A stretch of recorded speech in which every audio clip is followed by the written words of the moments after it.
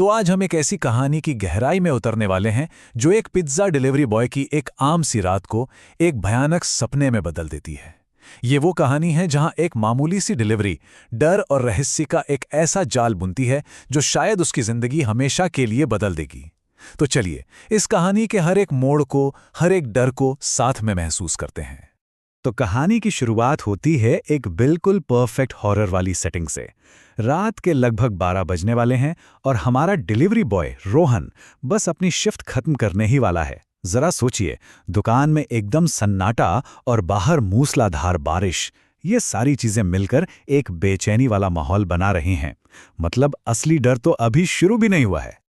और ठीक यहीं कहानी में आता है पहला बड़ा मोड़, एक आखिरी ऑर्डर। बस यही वो एक ऑर्डर है जो इस साधारण सी रात को एक भयानक सफर में बदलने वाला है। और यहां पर ना एक बहुत ही जानी पहचानी चीज सामने आती है, लालच। रोहन को पहले से ही लग रहा है कि कुछ तो गड़बड़ है। वो मना भी कर देता है, लेकिन उसका मैनेजर उसे 500 रुपए की टिप का लालच देता है। अब 500 रुपए की टिप, ये तो बहुत ज्यादा है। और बस यही लालच उसे उसी खतरे की तरफ खींच ले जाता है जिससे वो दूर भागने की कोशिश कर रहा था। अब देखिए तनाव कैसे बढ़ता है। रोहन जैसे ही डिलीवरी की लोकेशन पढ़ता है, शमशान घाट, मतलब कौन मंगवाएगा पिज्जा शमशान घाट पर। यह इतना अजीब है कि उसे लगता है कोई मजाक कर रहा है। पर उसका मैनेजर, वो उसकी सारी चिंताओं को बस ये कहकर उड़ा देता है कि अरे शायद कोई चौकीदार होगा। और ये कहानी का वो मोड़ है जहां हमारे हीरो की गट फीलिंग को, उसकी आशंका को नजरअंदाज कर दिया जाता है और उसे अकेले ही उस अनजान खतरे का सामना करने के लिए भेज दिया जाता है। तो अब कहानी अपने दूसरे हिस्से में पहुंचती है, शमशान का वो रास्ता। और यहां पर कहानी का फोकस बाहरी दुनिया के डर से हटकर रोहन के अपने मन के अंदर बैठे डर पर चला जाता है। जैसे ही रोहन शहर से बाहर निकलता है, डर का अंदाज एकदम बदल जाता है। अब बात सिर्फ सुनसान सड़क या अंधेरे की नहीं है। अब खेल शुरू होता है दिमागी डर का, साइकोलॉजिकल हॉरर का। रोहन को अचानक अपनी बाइक बहुत भारी लगने लगती है। ऐसा लगता है जैसे कोई पीछे आकर बैठ गया हो। ये जो एहसास है ना एक अनदेखे खतरे का, ये किसी भी देखे हुए खतरे से कहीं ज्यादा डरावना होता है। ये डर का वो लेवल है जहां इंसान का अपना दिमाग ही उसका दुश्मन बन जाता है। वो बार बार शीशे में देखता है, लेकिन वहां कुछ नहीं है। पर वो एहसास वो इतना मजबूत है कि उसे अनदेखा करना नामुमकिन है। कहानी हमें यही दिखा रही है कि कभी-कभी सबसे बड़ा भूत, सबसे बड़ा डर हमारे दिमाग के अंदर ही बैठा होता है। और वक्त होता है ठीक रात के 12 बजे, यानी आधी रात। रोहन शमशान के गेट पर पहुंच चुका है। वो हिम्मत करके कस्टमर को कॉल करता है और यहीं पर कहानी एक और सिहरन पैदा करने वाला मोड़ लेती है। फोन की घंटी शमशान के अंदर से आ रही है। सोचिए, आवाज का ऐसा इस्तेमाल डर को कितना करीब और कितना असली बना देता है। अब तो भागने का भी कोई रास्ता नहीं है। तो अब कहानी अपने क्लाइमेक्स की तरफ बढ़ रही है। रोहन ने हिम्मत जुटाई और शमशान के अंदर कदम रख दिया। और ये वो पॉइंट है जहां से वापसी का कोई रास्ता नहीं बचा है। यहां पर डर को महसूस कराने के लिए हर एक सेंस का इस्तेमाल किया गया है। वो बर्फीली ठंडी हवा, गीली मिट्टी की वो अजीब सी गंध, और फिर नजर आता है वो आदमी एक बेंच पर बिना हिले डुले बैठा हुआ, चेहरा एकदम पीला, आंखें खाली। ये जो खामोशी है ना, ये किसी भी चीख से ज्यादा डरावनी है, क्योंकि ये नॉर्मल नहीं है। और जैसे ही रोहन पिज्जा देने के लिए हाथ आगे बढ़ाता है, डर की पुष्टि हो जाती है।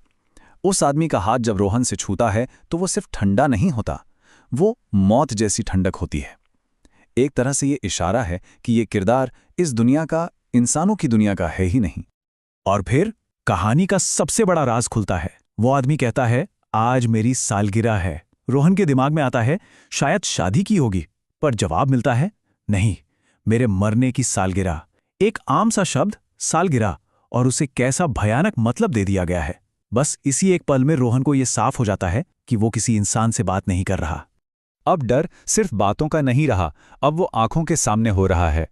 वो ताज़ा गर्मागर्म पिज़्ज़ा देखते ही देखते कुछ ही सेकंड में सड़ जाता है। चीज़ काला पड़ जाता है, ब्रेड पर फफूंद लग जाती है। ये सिर्फ एक डरावना सीन नहीं है, ये उस आदमी की मौत का, उसकी सड़न का प्रतीक है जो हर जिंदा चीज़ को अपने जैसा बना रहा है। और फिर वो आदमी उसी सड़े हुए पिज़्ज़ा का टुकड़ा रोहन की तरफ बढ़ाकर पूछता है, खाओगे? सोचिए जरा, ये सिर्फ एक सवाल नहीं है, ये एक तरह का निमंत्रण है उसकी मौत की दुनिया में शामिल होने का। और बस यही वो पल है जब रोहन का डर उसकी हिम्मत पर हावी हो जाता है और वो अपनी जान बचाने के लिए वहां से भाग खड़ा होता है। रोहन शमशान से तो भाग निकला, लेकिन क्या कहानी खत्म हो गई? नहीं, बिल्कुल नहीं। अब डर का ठिकाना बदल जाता है। अब खतरा सिर्फ शमशान में नहीं है, बल्कि वापस उसी दुकान में है जहां से ये सब कुछ शुरू हुआ था। भागते हुए रास्ते में ही मैनेजर का फोन आता है और उसकी आवाज में अब वही डर है जो थोड़ी देर पहले रोहन महसूस कर रहा था। वो घबरा कर चिल्लाता है, वहां मत जाना, जल्दी वापस आ जाओ, और फोन कट जाता है। ये अधूरी चेतावनी सस्पेंस को और भी कई गुना बढ़ा देती है। अब रोहन को पता है कि खतरा सिर्फ उसके पीछे नहीं है, बल्कि उसके आगे दुकान पर भी उसका इंतजार कर रहा है। जब रोहन दुकान पर पहुंचता है तो सब कुछ बहुत अजीब है। दुकान की लाइटें तो जल रही हैं, जो एक तरह से सेफ्टी का एहसास देती हैं, लेकिन अंदर मौत जैसा सन्नाटा पसरा हुआ है। और ये जो खामोशी है, ये किसी भी शोर से ज्यादा डरावनी है। ये खामोशी चिल्ला चिल्ला कर कह रही है कि अंदर कुछ बहुत बहुत गलत हो चुका है। और अब हम आते हैं कहानी के आखिरी और शायद सबसे भयानक हिस्से पर, वो अधूरा सच जो अब सामने आने वाला है और जो सब कुछ बदल कर रख देगा। दुकान के अंदर मैनेजर जमीन पर पड़ा है, मर चुका है, और उसकी खुली हुई आंखों में वही खौफ जमा हुआ है जिसे उसने कुछ देर पहले रोहन की बातों में सुनकर मजाक में उड़ा दिया था। ऐसा लगता है जिस खतरे को उसने मजाक समझा था, आखिर में वो खुद उसी का शिकार बन गया। मैनेजर की लाश के पास ही वो ऑर्डर वाला टैबलेट पड़ा है और उस पर एक नया मैसेज चमक रहा है, चिंता मत करो, मैं टिप देने खुद आ रहा हूं। सोचिए, 500 रुपए की टिप का लालच, इसी से तो कहानी शुरू हुई थी, और अब वही टिप मौत का पैगाम बनकर दुकान के दरवाजे तक आ पहुंची है। अब खतरा शमशान में नहीं है, वो यहीं है, इसी दुकान में। और ठीक उसी पल दरवाजे पर वही आदमी खड़ा है। उसका पूरा शरीर कीचड़ से सना हुआ है। ऐसा लग रहा है जैसे वो सच में अभी अभी अपनी कब्र से निकल कर आया हो। अब डर की सारी हदें टूट चुकी हैं। शमशान और दुकान के बीच की दूरी खत्म हो चुकी है।